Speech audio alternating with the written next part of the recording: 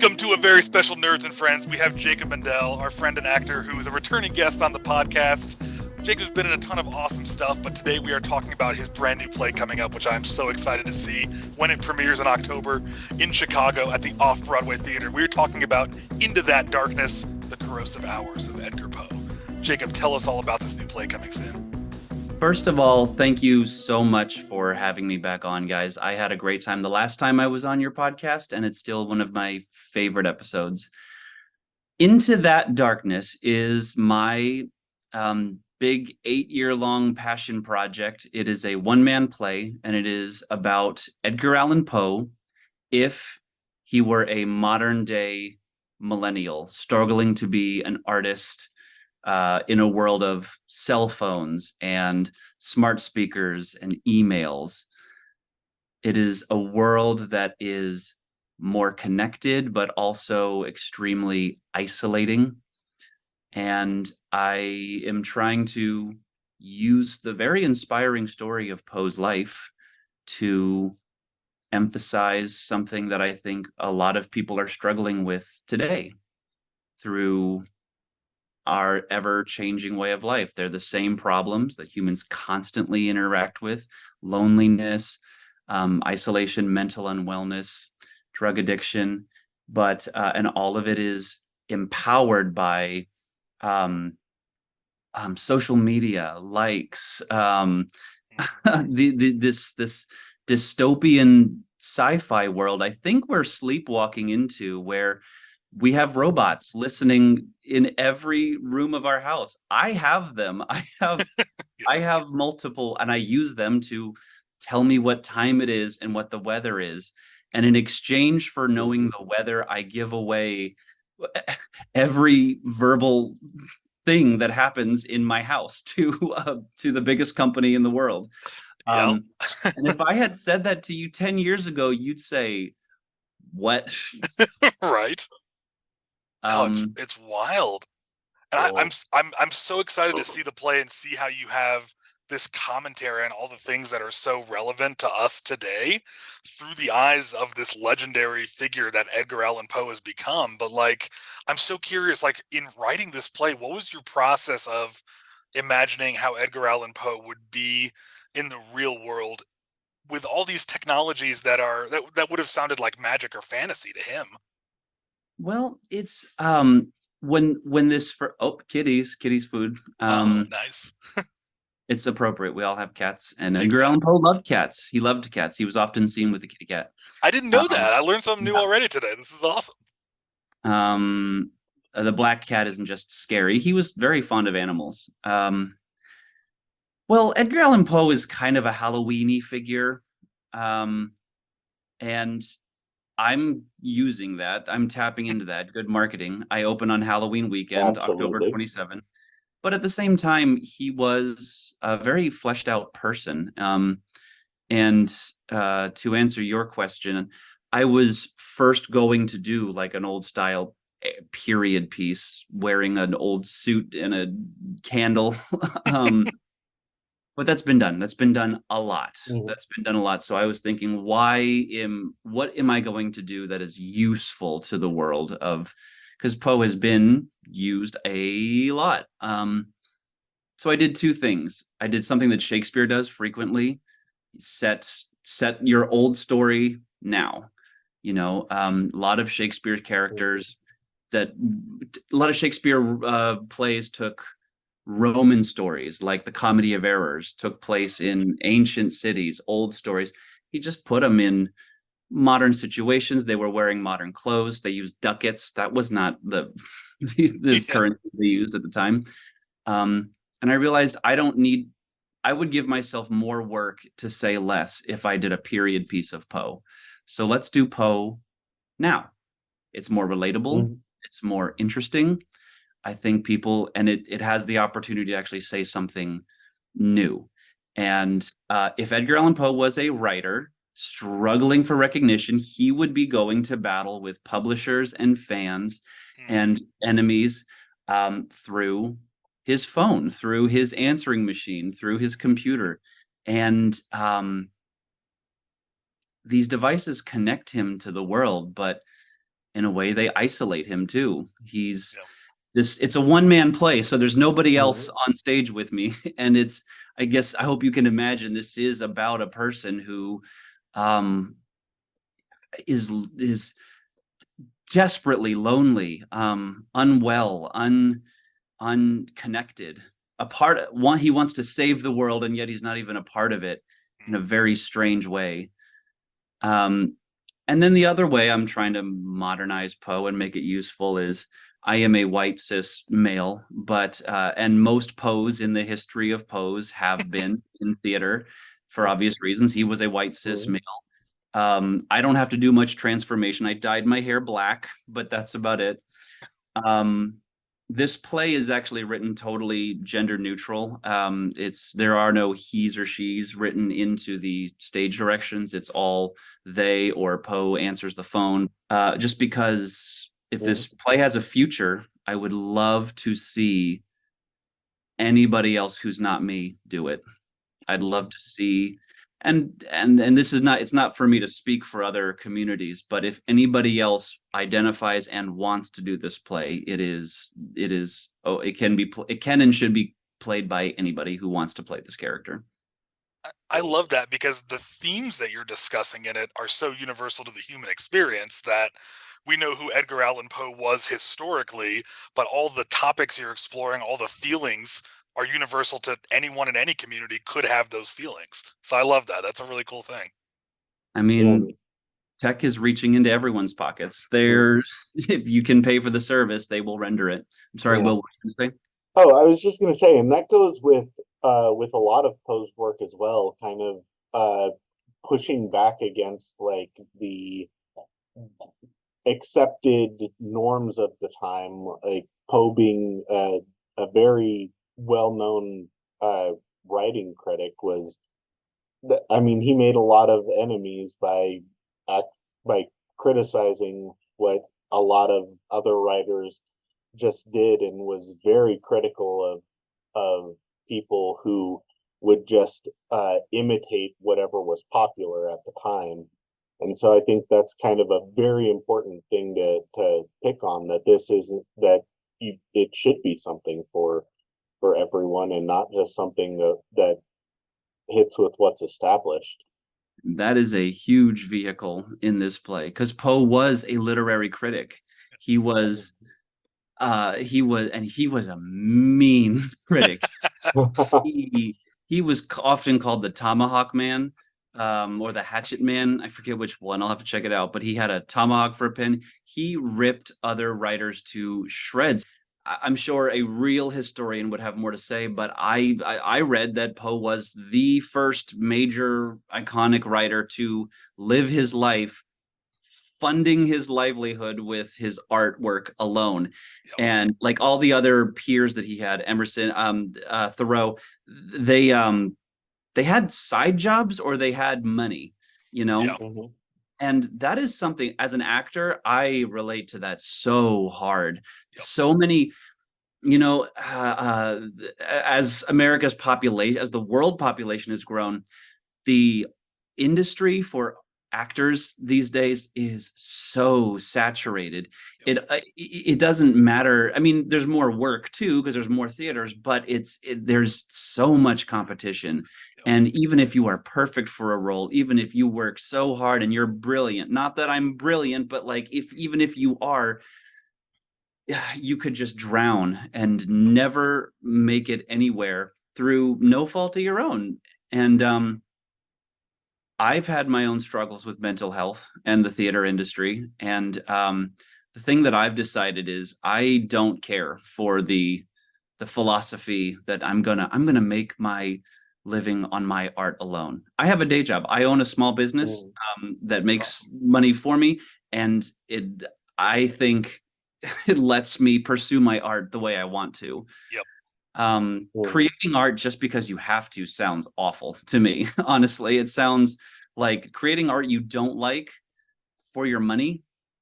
Yeah. And that might be what Edgar Allan Poe was struggling with a little bit, because he wrote his poems and his stories the way he wanted to, but he had to write reviews of artists that were more successful than him, with who he considered to have less talent than him. And that's probably enraging. And it's probably why he had no sympathy for typos, mistakes, or poor sentence structure or poor imagery. Yeah, he made a lot of enemies. I read that too in my very quick research. But I think also you kind of touched on that being as critical as he was of others, like you can definitely see in his work, he did not take like just the easy path of as far as like the types of writing that he did, or the genres that he explored. It's like he basically created the modern detective story, and like the influence of his poems are still seen in not just modern poetry but the music industry. Bob Dylan was well known to be influenced by the works of Poe, and I mean, how many other people have been influenced by Dylan at this point?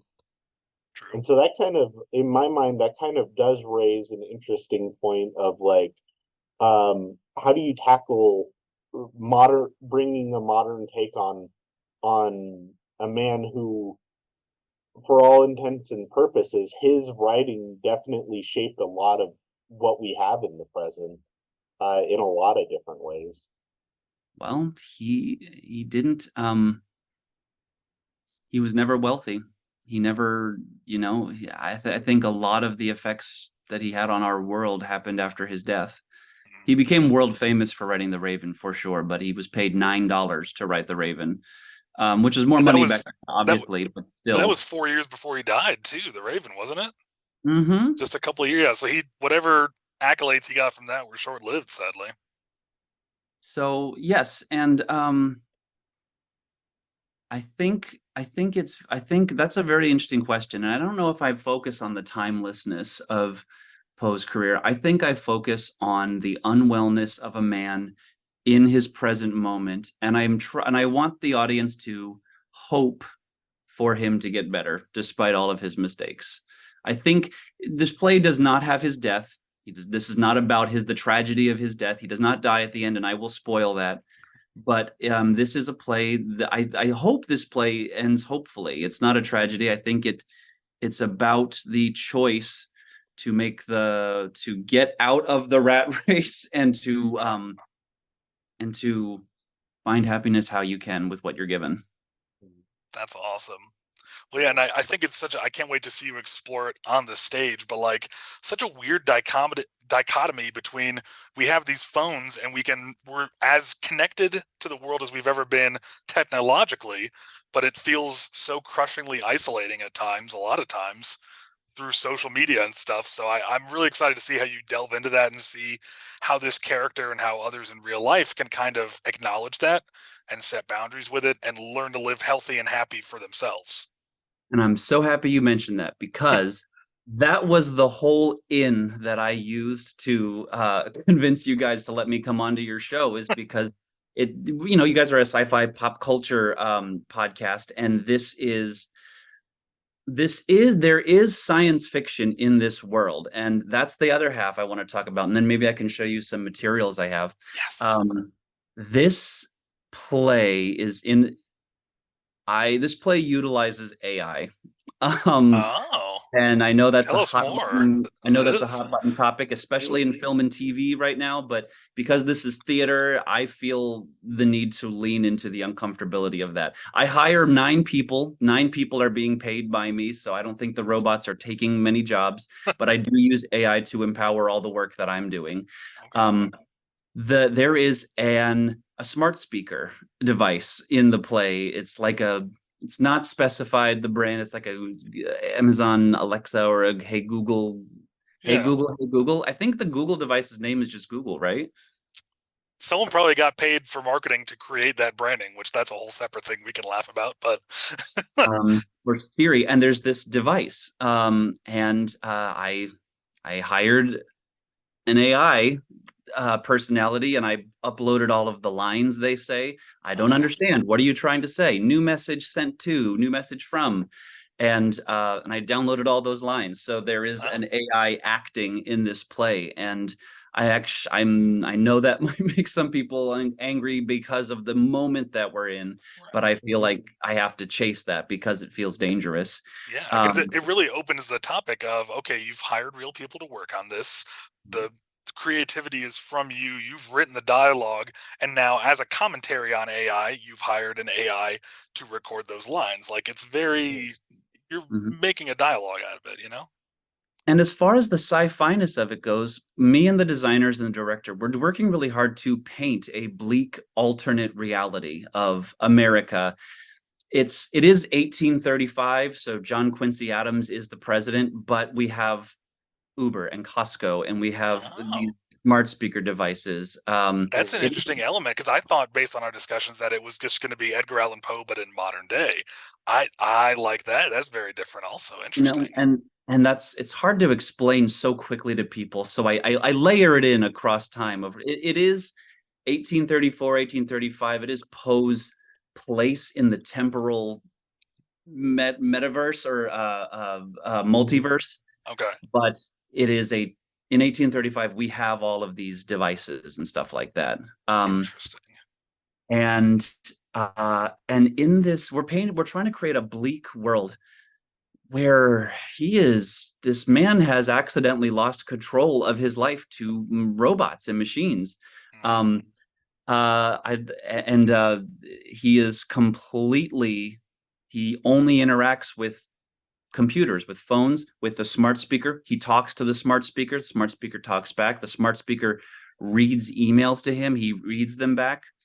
A lot of this play is inspired by Poe's letters that survived to today. And I'm literally delivering some of his letters verbatim, but the way to make that work for a one-person show is to do it to the speaker and to hear responses back. I hope to offer a commentary on some of the dangers of where technology is going in relationship to our humanity. Can I show you some materials? Yes, let's do it. Absolutely. All right. I can't wait to see. So this is a selectively cut down version of my design package, which I have shown to my designers. And you can see the little table of contents here. We're not going to see everything, but this is the poster. The poster was made by AI. I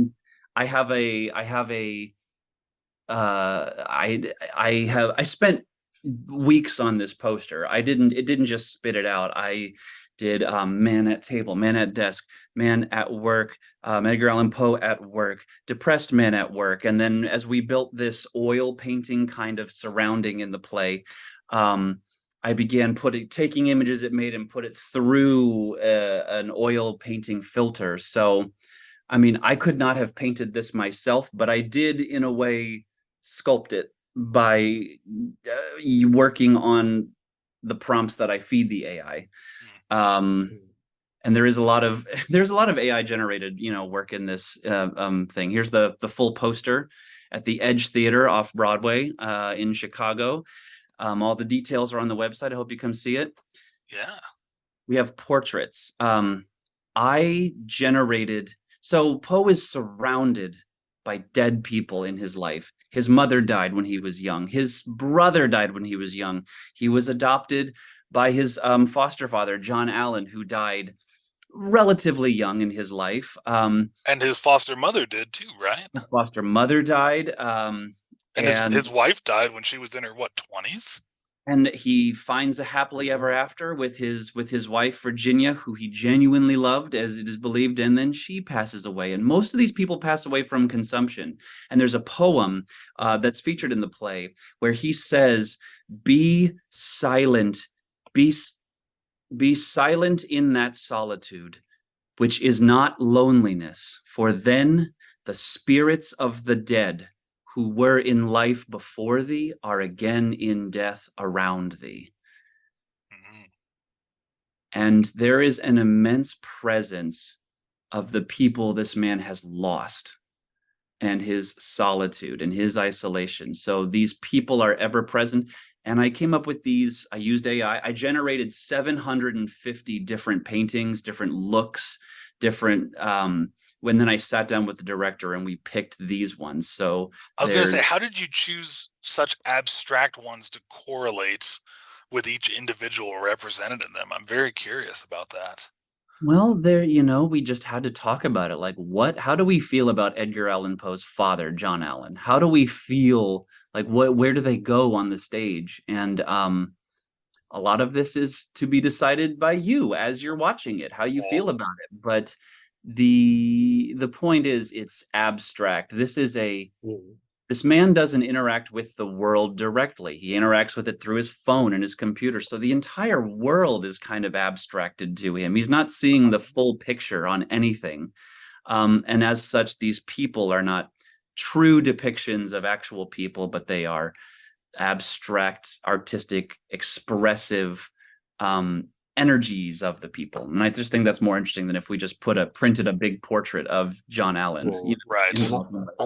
I think that really kind of goes to a lot of the literary works as well with Poe in general, where a lot of the characters are more like caricatures of individuals in his actual work. So I can definitely see that kind of reflected in having this abstraction instead of like having an actual person there. It's the idea of a person telling a story. And his story is skewed by his version of the story. Mhm. All of us tell our sides of the story. So do we ever have the clear? I mean, if all these people Poe is fighting with in his life, there's his version of the story, there's their version of the story, and there's going to be your version of the story as you sit and watch the play. What is what is reality, man? I love it. There's so many layers to this. So we're obviously going with like an oil painting environment. This is our floor. It's inspired by an artist I love. We all know Rothko, or maybe many of us know Rothko. He was an American artist who these very rich, deep colors, and he wanted the colors to affect you on a primal level, beyond language, beyond explanation. And when I showed these to our scenic painter that I hired, we have a world being ripped apart, a painful abyss in the middle, a scar, an open wound getting bigger and bigger. And these four colors that you see on the right have kind of become the palette for a lot of things that we used. Obviously, we have lots of colors in the portraits you saw before, but you got to build a little bit of consistency. I love this theater. It's a tiny black box theater. So, it's black box theaters are very intimate.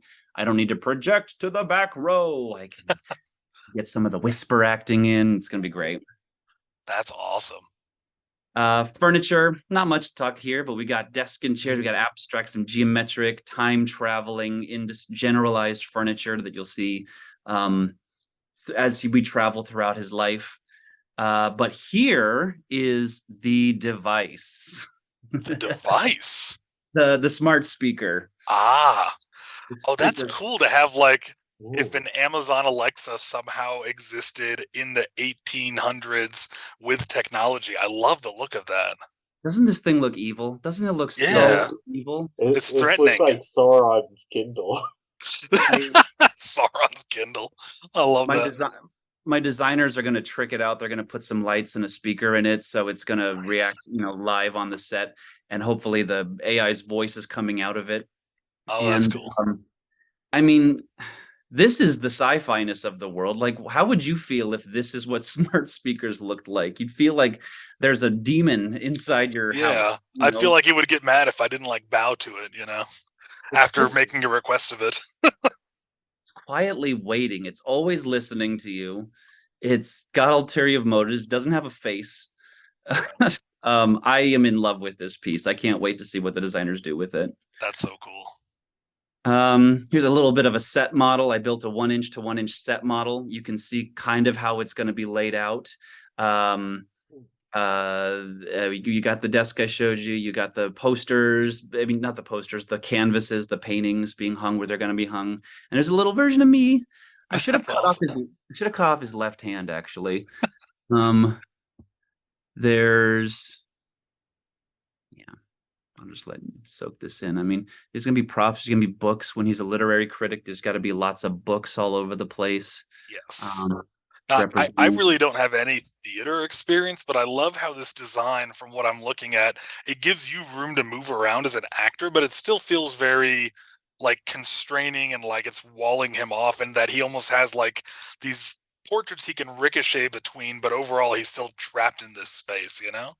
It's an intimate space for sure. And honestly, it's a 30-foot by 30-foot square. And the thing that encroaches on the space the most is the audience, is these bleachers with the chairs in it. I mean, he's being crowded in by the people watching him. Wow. Which I think will have an effect too, like the meta-ness of the performance, of people always being conscious of people watching his actions, is which we have today with our social media. 100%. I was about to say that. I was like, yeah, it's almost like how if he's putting out previews of his work on different platforms or making little videos, it's like these people are all watching him, and the AI speakers watching him, the companies providing these services, but he can't talk directly to them or have a dialogue, or if he does, it's through the filter of these things, and that's really cool. I just remember when I was in middle school, before a lot of this took off, here's my cat, everybody. Her name is Chicken. Hi, Chicken. Hello. What a cutie. Oh. I remember when I was in middle school, before social media really took off, I just had private thoughts sometimes, you know? There were these vast silences that, for me to be a private person. And now every thought that exists, there is potential for it to be a social media post or something like that.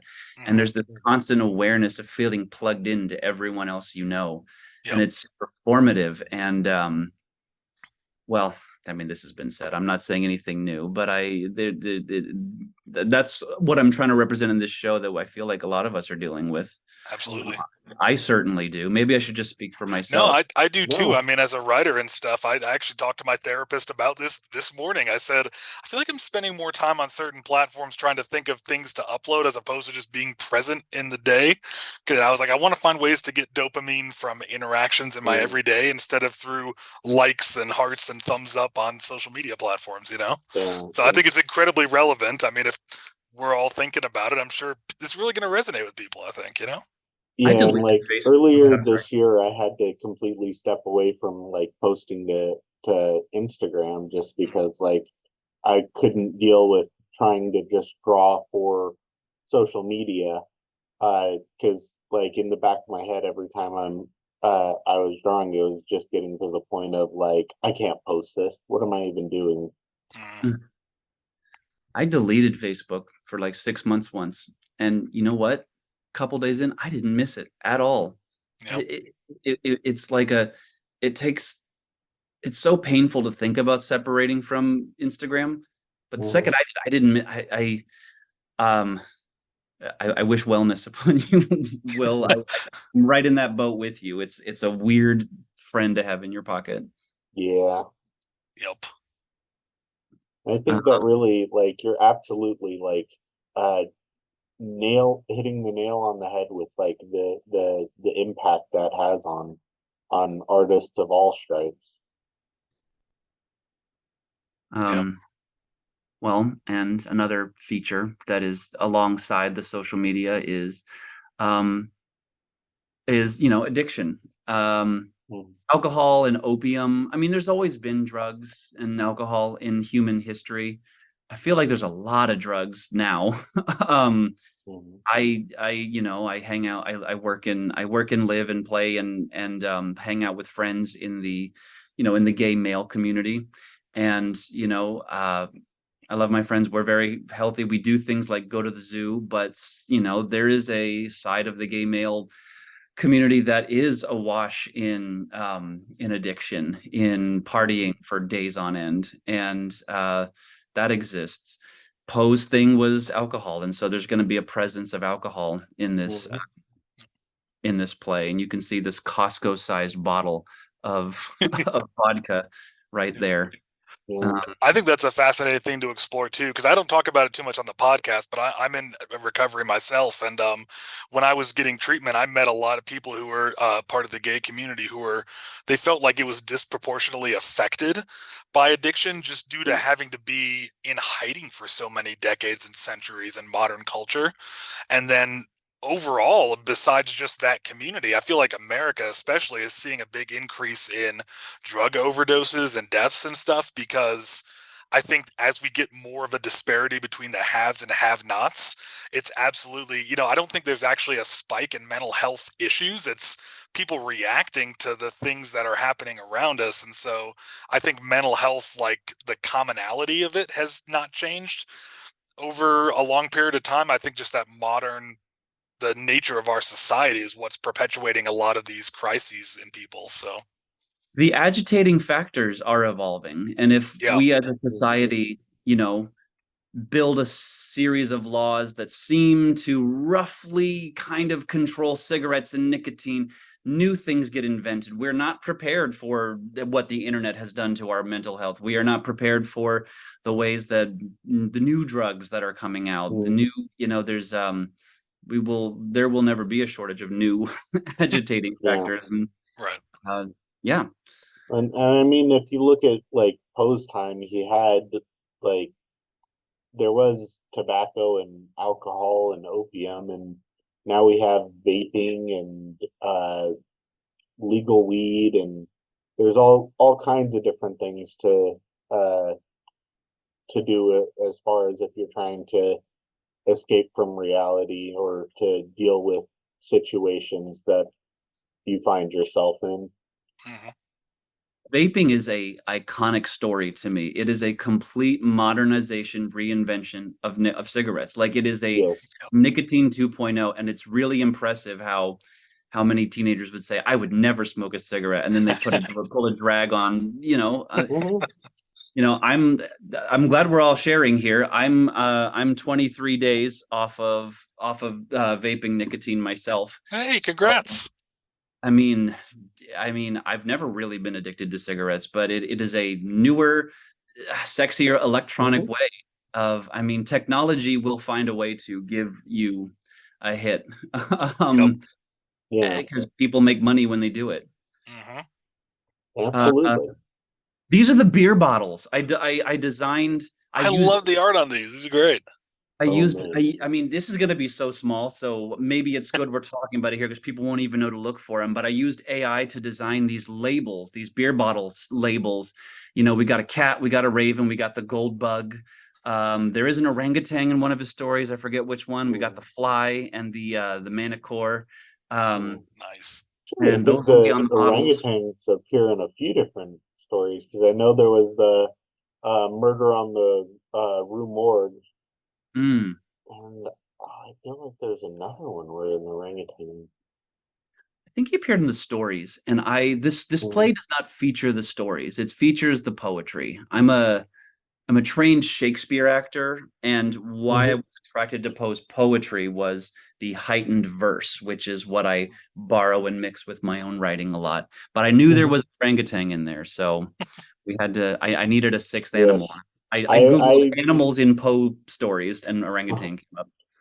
I very much appreciate the attention to detail there. Here are the beer boxes. These are I put a Voodoo Ranger label through the AI, Voodoo Ranger, and I said, make this into an oil painting, and it came up with this nonsense in front of us here. So these will be on the side of the beer 6-packs. If there's one thing that's I think that AI is going to be very helpful for is those nonsense labels that you need for productions like this, because AI does not understand labeling. It's definitely it's an NPR article or podcast that said could destroy jobs, but for the lower middle class entrepreneurs, it could be an empowering thing, because this AI has empowered. AI has kind of been my team. I've had a whole team of people to do this enormous lift of designing most of this show on my own. And I I'm not hiding it. I'm not pretending it's something it's not, but I'm also not sorry. Wine bottles, vodka bottles. There's a Costco size of soap. Yeah, it's the palm olive soap, and there's an there's a MacBook in it. He reads letters. There are letters that are, I don't care about the words. I want to show how the letter makes him feel. So we've got expressive images on the letters that he does read. I love that idea of, if we're seeing it through the character's point of view, it's not just a parchment with text on it. It's an image of colors and evocation. I love that. Yeah, and I think that's absolutely brilliant for a visual medium where you're not actually there's no way that you could read a letter from the stand watching a play, but this tells you everything you need to know. Yeah, exactly. And then you see how the actor reacts to the letter, and then you know what it says. That's so cool. Here's a couple of previews of costumes. I'm not going to show the costumes in Act 2 and 3 because they get crazy, but it's exciting. Yeah.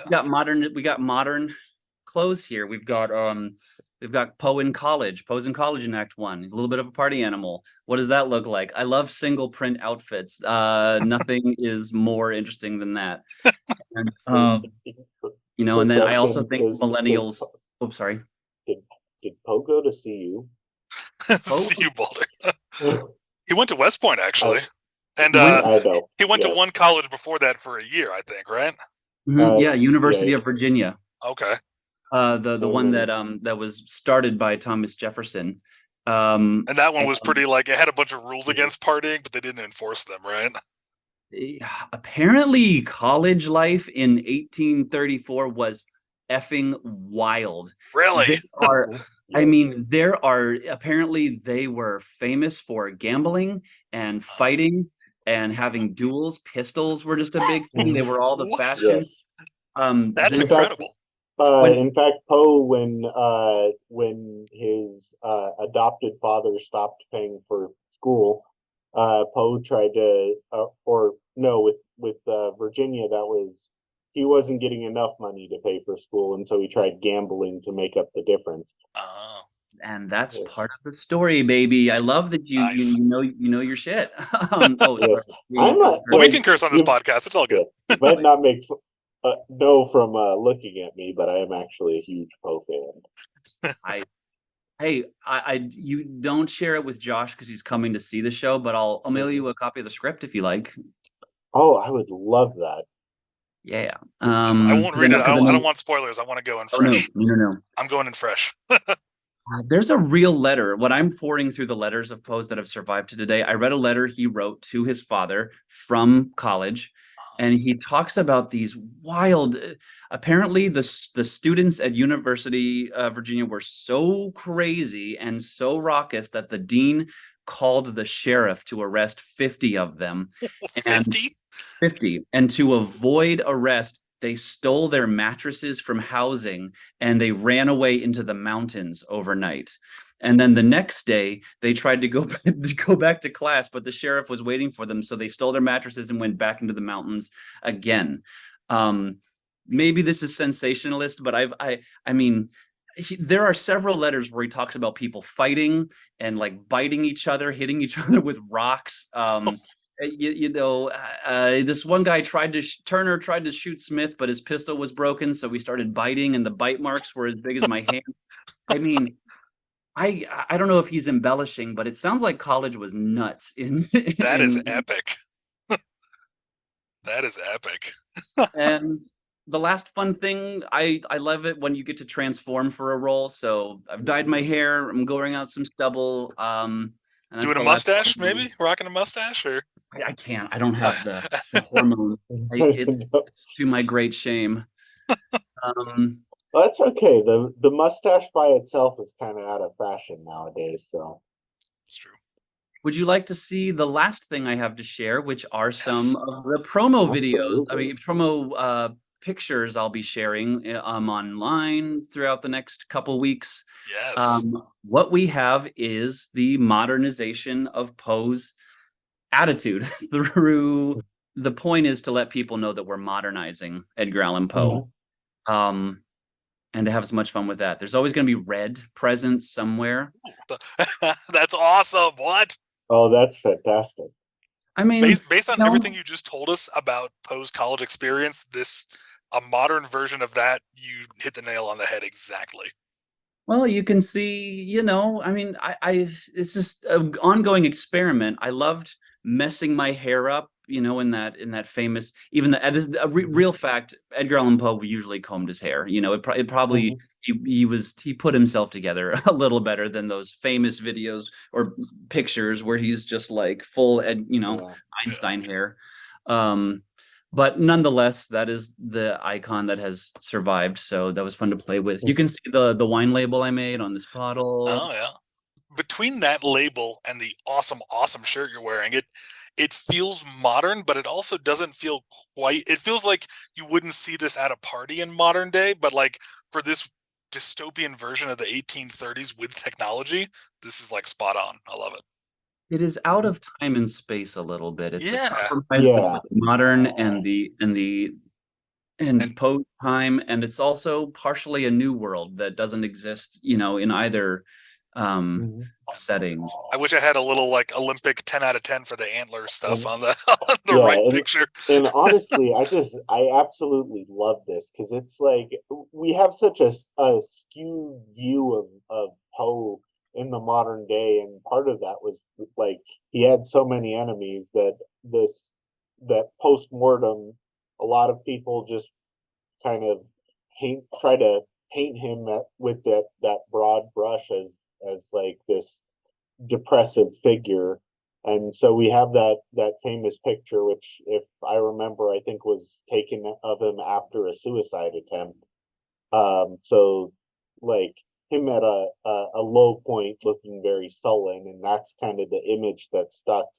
But like he was a human like anyone else, and so seeing a lot more like color, which is so important to his different works, appearing here, I think is just, it's really nice to see. Yeah, and I mean, you're touching on another thing that I think I try to draw out in this play, which is that the way that we present ourselves to the world, we may think looks one way, but everyone else may or may not see through it. And there's someone who projects confidence, but inside you could be like this right-hand picture, exhausted, and dying. And like, if it takes that much energy and it exhausts you so much to project your whatever image it is you're clinging to, like, is it worth it? Is the identity you're trying to have, or the fight you're trying to win, or is it worth it? Are you actually happy? Are you telling yourself you're happy because that's what you thought you had to be happy? What do we else? I think I'm glad you're including social media in this, because to what you just said, that's a huge factor in that social media lets us express ourselves in a way that's like a highlight reel. So a lot of people, myself included, end up comparing our behind the scenes actual life to everyone else's highlight reel. And then when there's of course going to be a discrepancy, then we feel somehow not as worthy or not as good. And it's a huge thing you're hitting on. That's awesome. Yeah, I'm not going to explain I'll let these pictures speak for themselves. Yes. I think they do. We've all been there at least once in those. I love the one with the phone. That is fantastic. I do like this one because the heart glasses, I think, like, look at him, like he's literally enamored with whatever's happening on that screen. Please tell me the heart glasses make an appearance in the play. I'm not gonna tell you anything. It's a mystery. I mean, some of this is just for advertising. Like, I gotta trick people in, I gotta convince people to come to this play. I gotta convince them to come in. So Jacob, I'm so excited to see this play, and I know that the play is going to be running from October 27th all the way through Sunday, November 12th. Just 9 performances, correct? Friday, Saturday, Sunday, 9 shows. Trying to pack them all. And you can see them on jacobmundell.com/Poe show. And if that's too much to remember, just jacobmundell.com will have a big button that goes to it. And it'll be in the description of this podcast that you are listening to right now. So please come if you're in the Chicago area. Come if you're not in the Chicago area. Josh is going to come see the show. Yeah. And I'm touched. I am so touched. And I'll send you your ticket tonight. Sweet. I cannot wait. And we have a special treat for our viewers too, right? We have a preview at the end of this podcast, right? The final little tip of the iceberg on this will be I made a trailer. I made a trailer for this play, and it's going to debut on this podcast, and then it'll be live on YouTube, and I'll use it to, try and drag eyeballs to the show. So exciting. We'll see it as soon as this podcast is over. And I just want to thank you so much. I want to thank Josh and Will so much for having me over, talking about art, talking about why we do it, talking about this show. It's been so long in the making, and I'm honored that anyone would ever want to look at it. Of course. Well, I'm so excited to see it. Thank you so much for your time. This has been delightful. Such a fun discussion about modern existence and how relevant things that someone as iconic as Edgar Allan Poe felt and we feel today, and we're exploring it, and you're exploring it in this awesome play, and I can't wait to see it. This is so exciting. Guys, thank you so much for having me. I will never stop thanking you. And to all the viewers, please enjoy the trailer. Here it is.